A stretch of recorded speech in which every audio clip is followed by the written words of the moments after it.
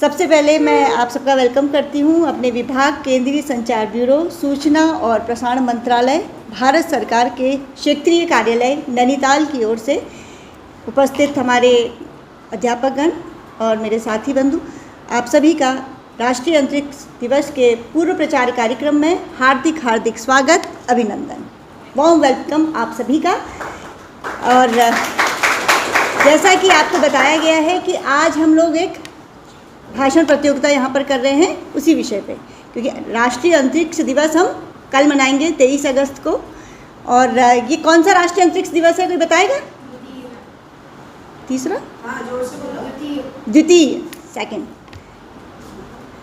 द्वितीय राष्ट्रीय अंतरिक्ष दिवस हम मना रहे हैं। यस, ये तो जनरल क्वेश्चन है कि सबको पता होना चाहिए। ये पता, जब आप भाषण प्रतियोगिता के पार्टिसिपेंट हैं तो ये आपको पता होना ही चाहिए। तो हमने कितनी तरक्की करी है आज़ादी से अभी तक, उस विषय को लेकर इसीलिए हमने कोई थीम नहीं दी। हमने ये कहा कि राष्ट्रीय अंतरिक्ष दिवस पर आप लोग लोगों का विवेक है कि आप लोगों ने कहाँ से कहाँ तक उस यात्रा को लिया है। सिर्फ लास्ट ईयर टू इस ईयर तक लिया है या जब से हम आज़ाद हुए। शून्य का ज्ञान देकर आर्यभट्ट ने जो दिशा दिखाई, शून्य का आविष्कार कर आर्यभट्ट ने जो दिशा दिखाई, उसी दिशा पर चल के आज गगनयान ने अंतरिक्ष में दस्तक लगाई। इन्हीं सुंदर पंक्तियों के साथ मैं Priyanshu Gururani, universal convent senior secondary school Haldwani से कक्षा 8वीं का छात्र उपस्थित हूँ आप सभी के समक्ष आर्यभट्ट से गगनयान तक शीर्षक पे एक सुंदर अभिव्यक्ति प्रस्तुत करने। तो चलिए ज़्यादा समय ना व्यर्थ करते हुए शुरू करता हूँ अपनी अभिव्यक्ति, जो कुछ इस प्रकार है। आज जब हम उस महान वैज्ञानिक यात्रा का स्मरण करने यहाँ हैं जो आर्यभट्ट के शून्य से शुरू हुई और आज गगनयान तक पहुँच गई है, यह केवल तकनीकी विकास की कहानी नहीं है, यह वो जोश और जुनून, अदम्य ज्ञान और भावना की प्यास की गाथा है। आज से लगभग 1500 साल पहले आर्यभट्ट जी ने शून्य का आविष्कार किया। यह केवल एक अंक नहीं था, यह वो अनंत संभावनाओं का प्रतीक था जिसने विश्व को एक नई दिशा दिखाई।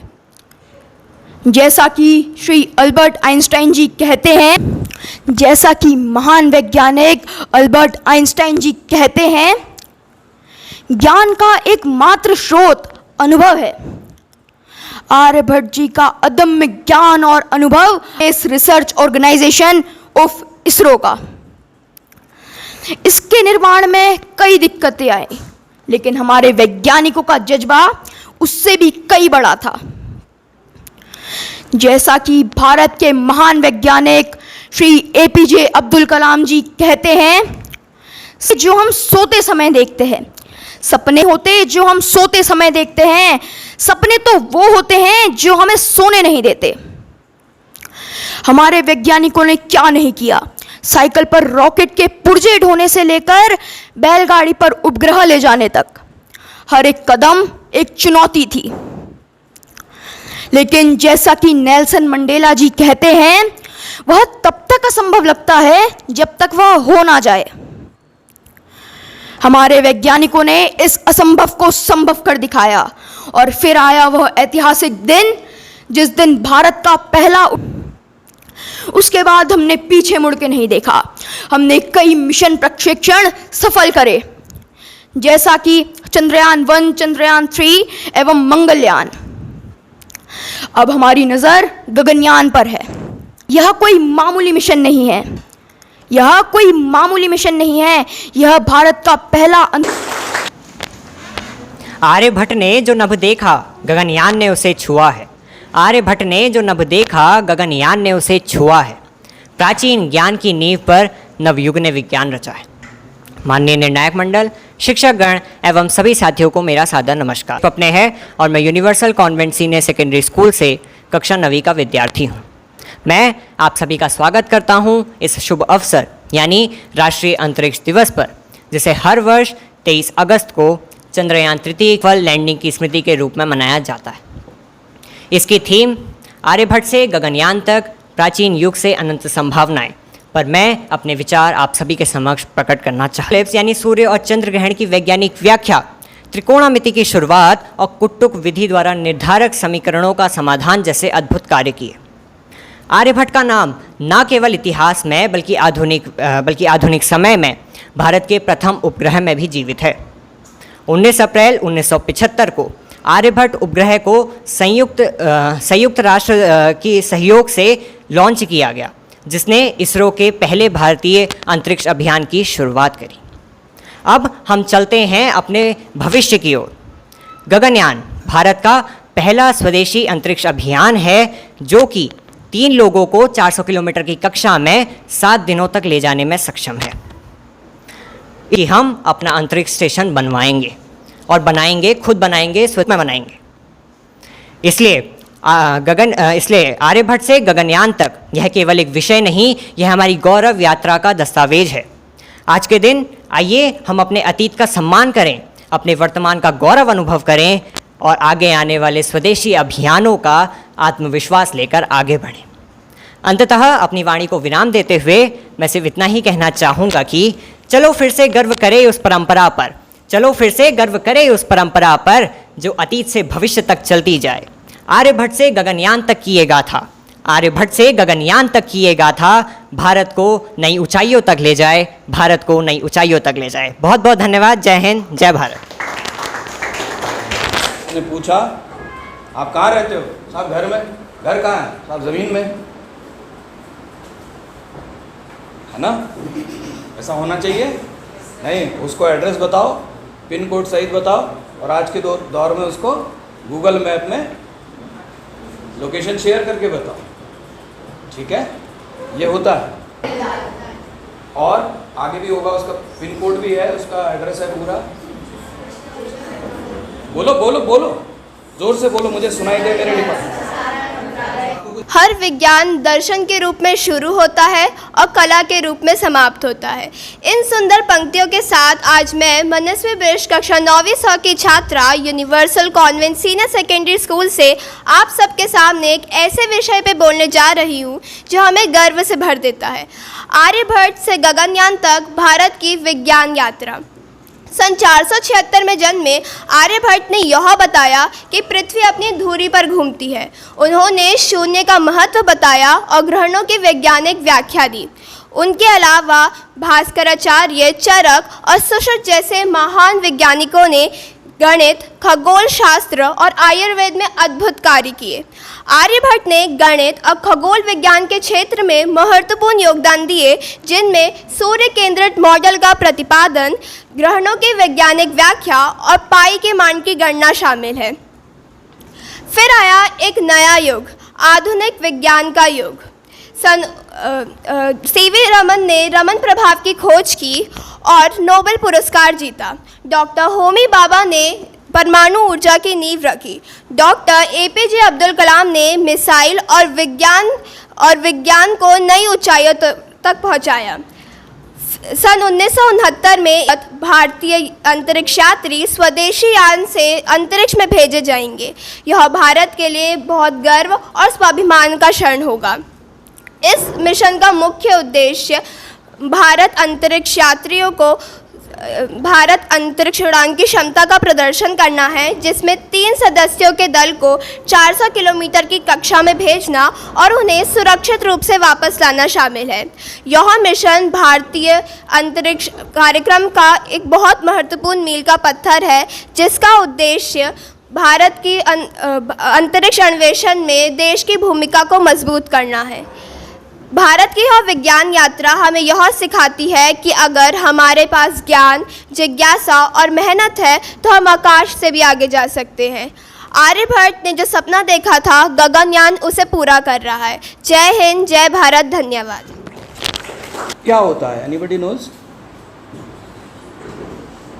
सुना है ये शब्द कि नया है? क्या होता है और कब सुना? Space station. अभी कौन फंस गया था वहाँ काफ़ी लंबे समय तक? हाँ, तो क्या होता है स्पेस स्टेशन? सोचा कभी? कल्पना करो क्या होता होगा। हम या तो जानते हैं या हम कल्पना कर सकते हैं। अगर आपसे कहा जाए टिंचुरु पुंचुरु कैसा होता है? क्या लिया मैंने नाम? टिंचरू पुंचरू। क्या होता है अगर मैं पूछूं? कल्पना करो, जानते तो हो नहीं, मैं भी नहीं जानता, अभी अभी निकला शब्द, ये इजाद हुआ अभी अभी। टिंचरू पुंचरू क्या होता है? अब आपकी कल्पना क्या जाएगी कि टिंचरू मतलब या तो टिंचर आयोडीन हम कुछ सुनते थे, पुंचरू पता नहीं बगल के कुत्ते का नाम था ना, ऐसे कुछ जाएगा, शब्द से पकड़ेंगे हम। तो वैसे ही हम अगर नहीं जानते हैं तो एटलीस्ट हम सोच सकते हैं स्पेस स्टेशन क्या हो सकता है, बताओ, थोड़ा जोर से बोलना।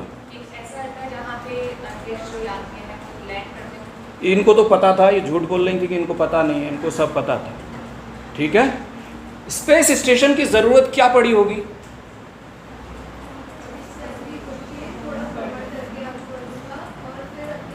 लाउड।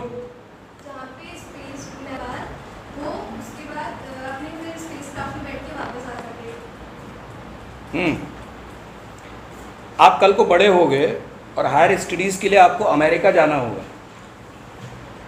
ठीक है, मुझे शहर का नाम पता नहीं है अमेरिका के, जहाँ पता नहीं कैलिफोर्निया ऐसी कुछ यूनिवर्सिटीज़ हैं। तो आप क्या करते हो? आप कैसे जाओगे? हैं? अच्छा, किसी को भतरौज खान नाम सुना है किसी ने? भतरौज खान से दिल्ली जाना हो तो वो क्या करेगा? सीधे डायरेक्ट बस।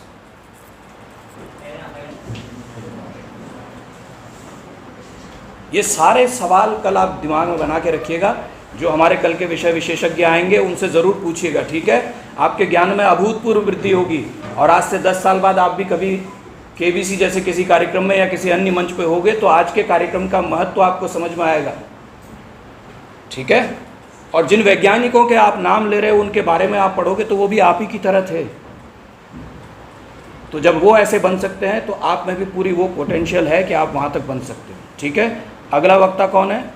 गहराई जब परंपरा से मिलती है, ज्ञान की गहराई जब परंपरा से मिलती है, हर नई खोज से एक नई कहानी खिलती है।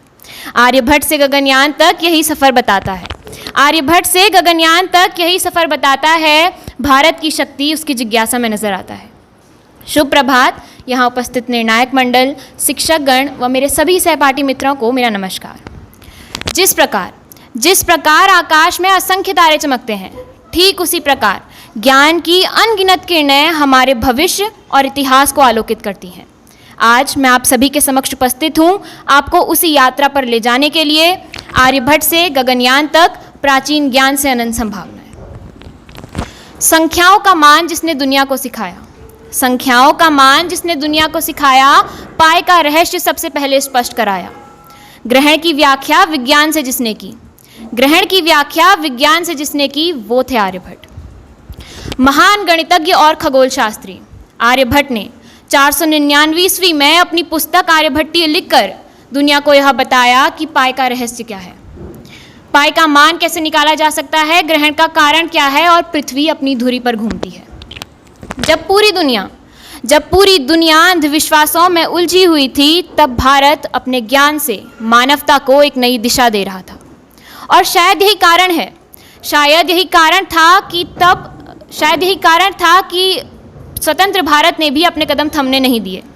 सन 1975 में जब हमारा पहला उपग्रह आर्यभट्ट अंतरिक्ष में पहुंचा, तब यह केवल एक तकनीकी उपलब्धि नहीं थी, यह प्राचीन ज्ञान और आधुनिक विज्ञान के संगम का प्रतीक था।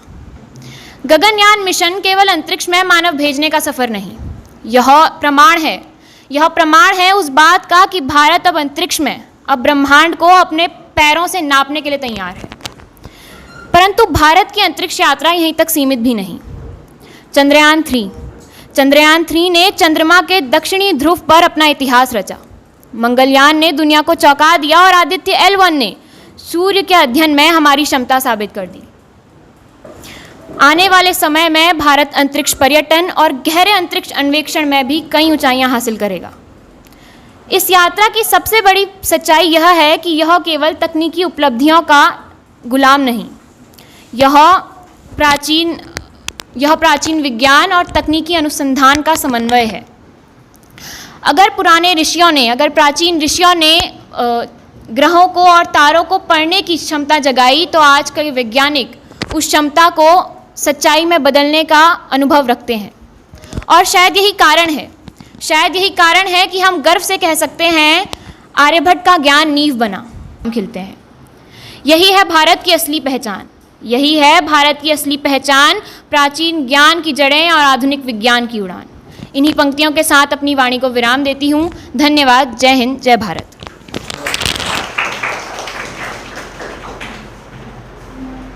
इन्होंने भी करीब 1.5 पौने 2 मिनट। हाँ या ना? क्यों? लेकिन अफसोसनाक बात यह है कि सबसे महंगे बम बन रहे हैं, सबसे महंगे युद्धपोत बन रहे हैं, सबसे ज़्यादा ह्यूमन का पैसा जो खर्च हो रहा है वो मात्र सुरक्षा में हो रहा है, इसलिए कि दूसरा देश या दूसरा व्यक्ति आपके घर में आपको अटैक ना कर दे। हम घर बनाते हैं ना, क्यों बनाते हैं? गुफाओं में भी तो रहते थे लोग, ऋषि मुनि तो आज भी कुटियाओं में रहते हैं घास पुड़ियों की, ऐसा ही सुनते हैं हम। आप क्यों इतना पथरीला मार्बल लगा हुआ ऐसा सुरक्षित घर, दीवारें, ग्रिल सब लगा के क्यों? क्योंकि आपको डर है कि कोई आपको मार देगा। उसकी सुरक्षा में सारा विज्ञान, सारा मैन पावर खर्च हो रहा है। कितनी बर्बादी कर रहे हैं हम सिर्फ उस व्यक्ति से बचने के लिए जो आपको खतरा पहुंचा सकता है। सोचिएगा, तो हमारा जो विज्ञान है बहुत ज़्यादा मात्रा में खर्च हो रहा है सुरक्षा पे। सुप्रभात माननीय निर्णायक गण, आदरणीय शिक्षक गण एवं मेरे प्रिय मित्रों। आज मैं Komal universal convent senior secondary school से कक्षा 10वीं अ की छात्रा, विषय आर्यभट्ट से लेकर गगनयान तक और प्राचीन ज्ञान से अनंत संभावनाएं पर अपने कुछ विचार प्रस्तुत करने जा रही हूँ। और मैं अपने भाषण से पहले इन कुछ पंक्तियों का स्मरण करना चाहूँगी। जिस धरती ने आर्यभट्ट को जन्म दिया, वह धरती आज गगनयान रच रही है। ज्ञान की परंपरा, विज्ञान की उड़ान, और आज भारत विश्व में अपनी पहचान गढ़ रही है। भारत जो हमेशा से ही ज्ञान और विज्ञान का एक मुख्य केंद्र रहा है, जिसके महान वैज्ञानिक आर्यभट्ट, जिन्होंने शून्य की खोज करके पूरे विश्व को बता दिया कि भारत की बुद्धिमत्ता की शक्ति यह है। आर्यभट्ट जिन्होंने अंतरिक्ष के ग्रहों की गति व खगोल विज्ञान में जो कार्य किए हैं, वह आज आधुनिक अंतरिक्ष विज्ञान की नींव है। सोचिए, जब विश्व के कई भारत के वैज्ञानिक अंतरिक्ष के रहस्यों को ढूंढने में लगे हुए थे, और यह है सभी के लिए बहुत बड़े भारत को विश्व महान बना दिया है, पढ़ाने में लगे रहते हैं। यह उस बच्चे की प्रेरणा है जो आसमान की तरफ देखकर यह सोचता है कि एक दिन मैं भी अंतरिक्ष यात्री बनूं। गगनयान, मिशन गगनयान हमें यह सिखाता है कि अगर प्राचीन ज्ञान व आधुनिक ज्ञान को साथ लेकर चला जाए तो कोई भी कठिनाई चुटकी में हल हो सकती है और हम आगे जा सकते हैं। क्योंकि ये कहा गया है कि धरती से मंगल और चांद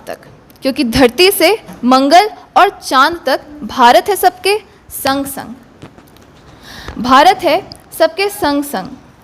आर्यभट्ट से लेकर गगनयान तक की उड़ान, और भारत बनेगा विश्व महान। जय हिंद, जय भारत। धन्यवाद।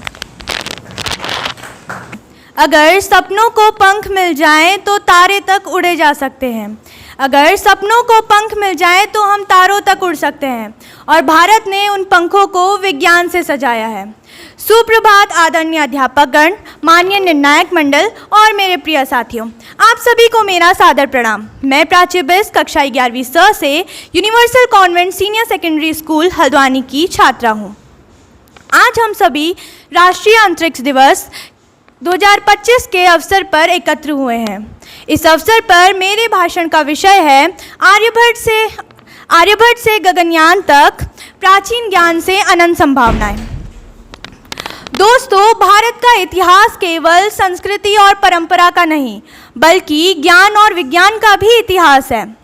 जब पूरी दुनिया अंधविश्वास के अंधेरे में थी, तब भारत ने ज्ञान की ज्योति जलाई। लगभग 1500 वर्ष पहले एक महान गणितज्ञ खगोलशास्त्री ने यह सिद्ध कर दिया कि पृथ्वी अपनी धुरी पर घूमती है, सूर्य की परिक्रमा करती है और सबसे ज़रूरी शून्य का उपग्रह। सपना एक देखोगे मुश्किलें हजार आएंगी, सपना एक देखोगे मुश्किलें हजार आएंगी, लेकिन वो मंजर बड़ा ही खूबसूरत होगा जब कामयाबी शोर मचाएगी। इन्हीं कुछ सुंदर पंक्तियों के साथ आप सभी को मेरा सादर प्रणाम। मैं योगिता बलड़िया, कक्षा 11वीं universal convent senior secondary school की छात्रा, आज आप सभी के समक्ष अपने विषय आर्यभट्ट से गगनयान तक, प्राचीन ज्ञान से अनंत संभावनाएं पर अपने कुछ विचार प्रस्तुत करने जा रही हूँ।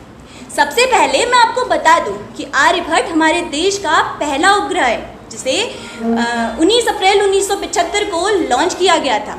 इसे हमारे देश के एक महान खगोल शास्त्री आर्यभट्ट के नाम पर नामित किया गया है। इनका जन्म 476 ईस्वी में बिहार के पाटलिपुत्र में हुआ था और यही वे पहले व्यक्ति थे जिन्होंने दिन और रात होने का सही कारण पृथ्वी का उसकी धुरी पर घूमना बताया था। और इन्होंने केवल 23 वर्ष की आयु में आर्यभट्टीय की रचना की थी, जिसमें गणित, खगोल विज्ञान और त्रिकोणमिति के बारे में बताया गया है। प्राचीन ज्ञान जैसे कि भारतीय ज्योतिषी और खगोल विज्ञान ने अंतरिक्ष और समय की समझ में एक बहुत ही महत्वपूर्ण योगदान दिया है। अन्य तकनीकों की सहायता से प्राचीन ज्ञान को और गहराई से समझ सकते हैं। साथ ही साथ इन दोनों के संयोजन से हम ब्रह्मांड और जीवन के बारे में अपनी समझ को और गहरा कर सकते हैं और साथ ही साथ अपने भविष्य को उज्जवल बना सकते हैं, जिसके चलते भारत ने अंतरिक्ष अनुसंधान में एक महत्वपूर्ण प्रगति प्राप्त की है। खासकर भारतीय अंतरिक्ष अनुसंधान संगठन इसरो के नेतृत्व में भारत ने चंद्र और मंगल मिशनों के अंतर्गत 2013 में मंगल मिशन को सफलतापूर्वक प्रक्षेपित किया और 2023 में चंद्रयान तृतीय को चंद्रमा के दक्षिणी ध्रुव पर सफलतापूर्वक प्रक्षेपित किया और आदित्य L1 को भी लॉन्च किया। साथ ही साथ भविष्य में भारत एक और महत्वाकांक्षी कार्यक्रम करने जा रहा है, जिसका नाम है गगनयान मिशन। इस मिशन का उद्देश्य है भारत को मानव अंतरिक्ष उड़ान क्षमताओं वाला देश बनाना।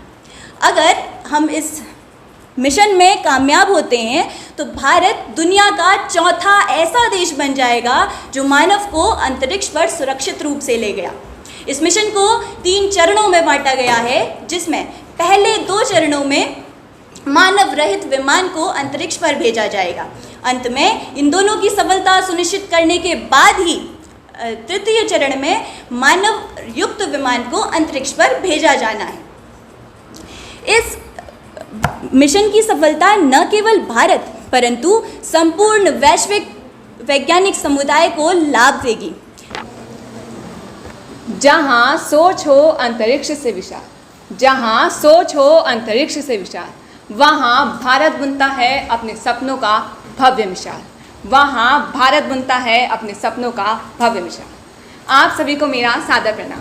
मेरा नाम साक्षी बधानी है। मैं कक्षा 12वीं universal convent senior secondary school Haldwani की छात्र हूँ।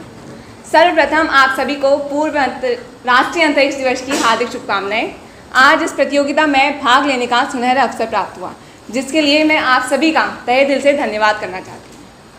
आज का विषय है आर्यभट्ट से गगनयान तक, प्राचीन ज्ञान से अनंत संभावनाएं। यह विषय न केवल हमें हमारे प्राचीन वैज्ञानिकों की अद्वितीय उपलब्धियों को याद दिलाता है, बल्कि यह भी दर्शाता है कि किस प्रकार हमारा भारतवर्ष दिन प्रतिदिन अंतरिक्ष अनुसंधान में प्रगति प्राप्त कर रहा है। आर्यभट्ट हमारे प्राचीन भारत के एक महान गणितज्ञ एवं खगोल शास्त्री थे। इनका योगदान न केवल गणित में बल्कि खगोल विज्ञान में भी अत्यधिक महत्वपूर्ण माना जाता है। उन्होंने सूर्य और चंद्रमा की गति की गणना करने के लिए एक गणितज्ञ नमूना पेश किया था, और यही नहीं, उन्होंने ग्रह के कारणों की भी व्याख्या करी थी। उनकी पुस्तक आर्यभट्टीय में जनाब कुछ इस प्रकार के तथ्य पाए गए हैं जो उस समय पर बता पाना अद्वितीय माना जाता है। वैसे तो हमारे भारतवर्ष में ना ही ज्ञान ना ही ज्ञानियों की सदैव से कमी रही हो, बस हमें इतना समझने की देर है कि प्राचीन ज्ञान और आधुनिक विज्ञान एक दूसरे के पूरक हैं। यदि इन दोनों को मिला दिया जाए तो जनाब कुछ इस प्रकार के तथ्य सामने आएंगे जो न केवल भारतवर्ष परंतु संपूर्ण मानव जाति के लिए गर्व की बात होगी। आज हम गगनयान के प्रयोग से एक नए युग में प्रवेश कर रहे हैं। गगनयान भारत का पहला ऐसा मानव अंतरिक्ष मिशन जिसका उद्देश्य न केवल अंतरिक्ष यात्रियों को सफलतापूर्वक अंतरिक्ष में भेजना है बल्कि सुरक्षित वापस लाना भी है। प्रगति को दर्शाता है, बल्कि यह भी बताता है कि हमारी युवा पीढ़ी प्रौद्योगिकी विज्ञान के क्षेत्र में अपना भविष्य बुन सकती है। वैसे तो भारत ने इस क्षेत्र में उल्लेखनीय कार्य करे हैं, परंतु आज एक ऐसा दिवस है जहां हमें अपने वैज्ञानिकों अपने इंजीनियरों की मेहनत को सराहना है। उनकी मदद से आज हमने अपना यान सफलतापूर्वक मंगल ग्रह पर तक भेजा है, और यही नहीं, हमारा भारतवर्ष बहुत पहला देश है जिसने चंद्रमा के दक्षिणी ध्रुव पर अपना परचम लहराया, और बहुत दिन दूर नहीं जब हमारा भारतवर्ष संपूर्ण दुनिया को अपना परचम दिखाएगा। अब मुझे अपना भाषण देते हुए राकेश शर्मा के कुछ सुंदर शब्द याद आ रहे हैं। जब उनसे पूछा गया कि अंतरिक्ष से हमारा भारतवर्ष इस दुनिया में कैसा नज़र आता है, तो उनका जवाब था, सारे जहां से अच्छा हिंदुस्तान हमारा। और इसमें कोई दो राह नहीं कि हमारा भारतवर्ष एक प्रभावशाली देश है, और इसको आगे बढ़ाने के लिए चलिए आज हम सब संकल्प करते हैं कि हम अपने भारत के लिए निरंतर प्रयास करेंगे और अपने भारत को ऊंचाइयों तक पहुंचाएंगे। अंत में मैं अपनी वाणी को विराम देते हुए केवल इतना कहना चाहूँगी कि हम इस देश की युवा पीढ़ी हैं। अगर हमने ठान लिया तो कुछ भी नामुमकिन नहीं। जय हिंद, जय भारत। सबका बहुत ही अच्छा। तो क्या करें, इसको कॉम्पिटिशन में रखें या सबको दे दें? क्या चाहते हैं आप लोग? कॉम्पिटिशन।